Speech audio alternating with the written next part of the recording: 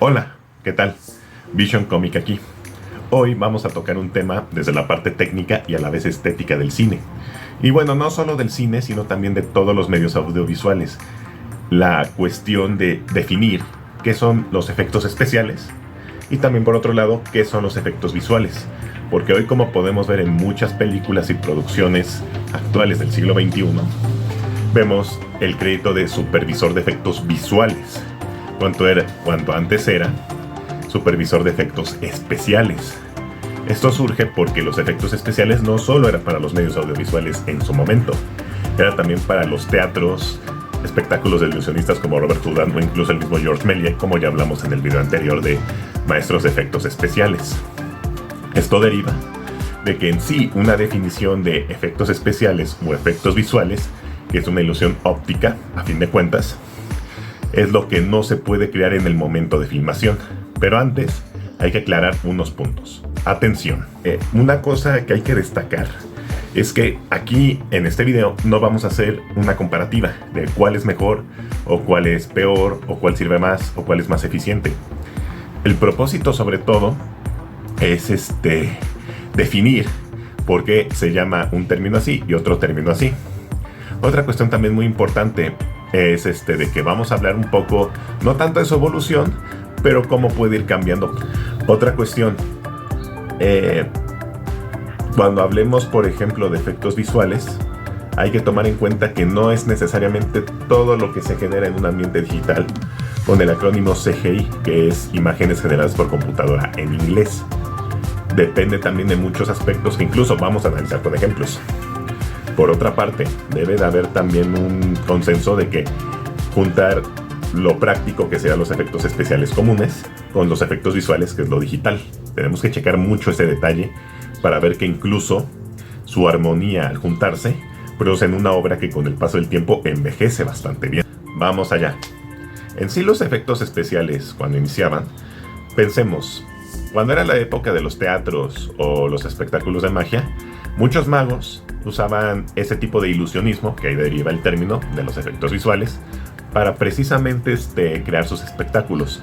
Sin embargo, como vimos anteriormente en el video de Georges Méliès y Ray Harryhausen, esas técnicas ya se aplicaron al medio audiovisual cuando era todavía la época de los formatos análogos. Y en el siglo XXI no se queda atrás con las ciencias de la computación, porque hoy en día son poquísimos los artistas de efectos visuales que tuvieron la transición de los efectos tradicionales o efectos prácticos al ambiente digital en CGI y efectos visuales. Es por ello que más que realizar una retrospectiva o homenaje, vamos a aclarar qué es cada uno de ellos y cómo funcionan, que ese es el principal propósito a tocar en este tema. En este ejemplo de efectos visuales generados por computadora, vemos lo que hace en sí un supervisor de efectos visuales. Él, como su nombre lo indica, se encarga de supervisar desde el modelado de personajes o la génesis de los personajes, la animación, la forma, la estructura y lo que sería posteriormente su composición, luz y sombra, color, textura, ya que esta armonía de estos elementos es lo que permite en sí observar cómo se crea un efecto visual, cómo da la ilusión, en este caso de la película Gravity de Alfonso Cuarón, que los protagonistas se encuentran en el espacio como astronautas de verdad, e incluso como modelos 3D, para animar a los actores, tanto Sandra Bullock como George Clooney. Es con ello que se toma en cuenta cómo, sin el uso de croma verde y con luces LED, se crea la ilusión de estar en el espacio exterior. Antes era de esta manera, un poco como eran los ilusionistas en su tiempo, efectos de humo y maquetas, como lo vimos con Georges Méliès, era lo que daba este tipo de efectos que se podía ver bidimensionales, desde un escenario debajo del agua, una explosión o incluso criaturas fantásticas que no existían, no como Ray Harryhausen que las hacía en stop motion, sino que perspectiva forzada, ilusiones ópticas, también escenas debajo del agua, era lo que permitía crear este tipo de inventiva. Y no era algo único para la época, antes de que llegara el cine como una industria precisamente. Ahora que ya tocamos estos ejemplos, podemos no tanto debatir, pero sí decir Hoy en la industria actual de las series o el medio audiovisual, no solo de Hollywood, sino la industria mundial, es bueno usar los efectos especiales prácticos o los efectos especiales que son los visuales, que son generados por computadora. Aquí va una opinión muy personal. Deben usarse ambos cuando son necesarios en lo que se vaya a necesitar o labores a necesitar. Un gran ejemplo aquí es Christopher Nolan en su película Interestelar, cómo a través del modelo 3D y el diseño creó el efecto de la nave Endurance, que es la que usan los protagonistas para viajar a través de los agujeros de gusano.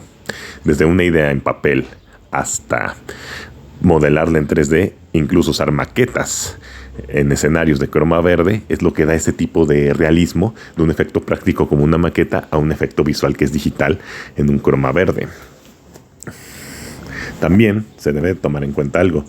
A veces los diseños pueden variar mucho y debe de corresponder a diseños en base a la ingeniería, tanto aeronáutica como ingeniería espacial, que es como se puede ver en estos ejemplos de Interestelar. A diferencia de Gravity, Interestelar podría considerarse más de género fantástico, ya que son cosas que aún no han sido logradas en la ciencia.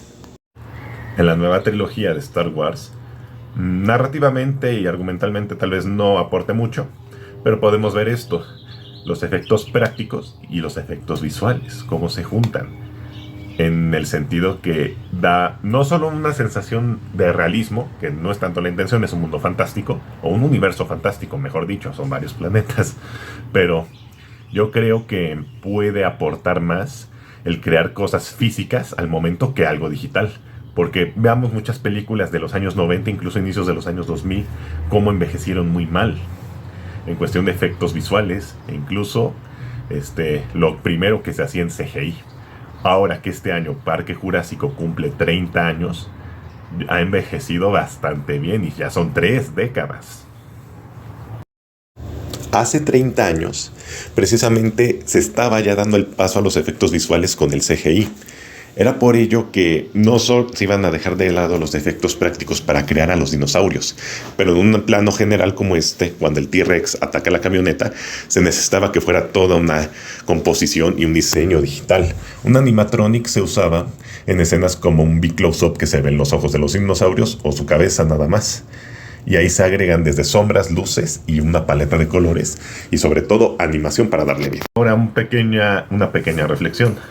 Sí, los efectos prácticos en un set siempre van a ser más caros, pero si queremos una calidad de crear un mundo, personajes, obviamente podemos hacer un balance. Se puede hacer más bien un balance. Claro, la tacañería de muchos productores y estudios siempre va a ser muy latente y más hoy en día. No es crítica en las películas de Marvel, pero ya están abusando mucho de su CGI. Tan es así que no me dejarán mentir, ha habido polémicas de los artistas de efectos visuales de abuso laboral y exceso de trabajo cuando no está por ley. Entonces, ¿a qué nos lleva esto? ¿Es mejor hacer efectos prácticos aunque sean más caros o hacer efectos visuales que dependiendo de su calidad van a ser caros o baratos? Yo pienso que sobre todo un autor, más no un maquilador de superproducciones o de producciones modestas o cine de autor, siempre va a ver qué es lo que conviene más y lo que la narrativa necesita precisamente. No creo que personalmente que el cine se extinga o se quede en algo técnico, un espectáculo de explosiones, destrucción, sino de también crear. James Cameron con su Avatar lo acaba de hacer desde 2009 con la primera entrega, ahora 13 años después en 2022. El mismo Christopher Nolan usa efectos prácticos todo el tiempo. Denis Villeneuve con su Dune y Blade Runner 2049 creó desde maquetas, efectos visuales por computadora, escenarios, y es algo maravilloso que enriquece el universo visual de esos mundos. Y bueno, sin más por el momento, quiero agradecer de haber visto este video. Compártanlo con sus amigos y sobre todo hay que dar difusión, porque el propósito de este canal es dar a conocer aspectos no solo del cine o del medio audiovisual, sino de todos los temas de narrativas, técnicas y estéticas que predominan en muchos ámbitos, desde la literatura, el cómic, el cine, las series de tele, el anime y todo lo que nos gusta como cultura pop. Espero que haya sido de su agrado y nos vemos la próxima.